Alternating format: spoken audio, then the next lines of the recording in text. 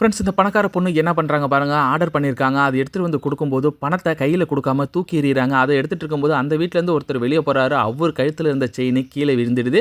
உடனே அந்த delivery boy அந்த செயினை எடுத்துகிட்டு போயிடறாரு. கொஞ்சம் நேரம் கழித்து பார்த்தீங்க அப்படின்னா இந்த பொண்ணுடைய புருஷன் தலை வலிக்குதுன்னு சொல்லிட்டு ஆஃபீஸ்லேருந்து பாதியிலேயே கிளம்பி வந்துடுறாரு. இந்த பொண்ணுக்கு ஒரே ஷாக்கு. இருந்தாலும் பாய் ஃப்ரெண்டு கொஞ்சம் நேரத்துக்கு முன்னாடி வெளியே போனதால் பெருமூச்சு விட்றாங்க. ஆனால் பாய் ஃப்ரெண்டு வெளியே போயிட்டு செயினை காணுமென்னு சொல்லிட்டு திருப்பி எடுக்கிறதுக்காக மீண்டு வராரு. அந்த பொண்ணுடைய புருஷன் ஏதோ ஆர்டர் பண்ணியிருப்பார் போல. அதே டெலிவரி பாய் எடுத்துகிட்டு வந்து கொடுக்கும்போது இந்த வீட்டில் இன்னொரு சார் இருந்தார்ல, அவரை கூப்பிடுங்க, அவருடைய செயினே கீழே விழுந்துடுச்சு, அதை நான் கொடுத்துட்டு போகிறேன்னு சொன்னோன்னே அவர் இந்த வீட்டில் என்னையும் என் ஒய்ஃபையும் தவிர வேற யாரும் இல்லைன்னு சொல்லிட்டு இருக்கும்போது அந்த பொண்ணுடைய பாய் ஃப்ரெண்டு அங்கே வந்துடுறாரு. அவரை பார்த்த டெலிவரி பாய், சார் அவர் தானே கையை காட்டினோன்னே அவர் அங்கே கூப்பிட்றாங்க. அவரும் வராது. இந்த டெலிவரி பாய், உங்கள் செயின் தான் கீழே வந்துச்சு, நான் பார்த்தேன், நீங்கள் இல்லைன்னு சொல்லாதீங்க, முதல்ல செயினை பிடிங்கன்னு கையில் கொடுத்துட்டு அங்கேருந்து கிளம்பி போயிறாரு.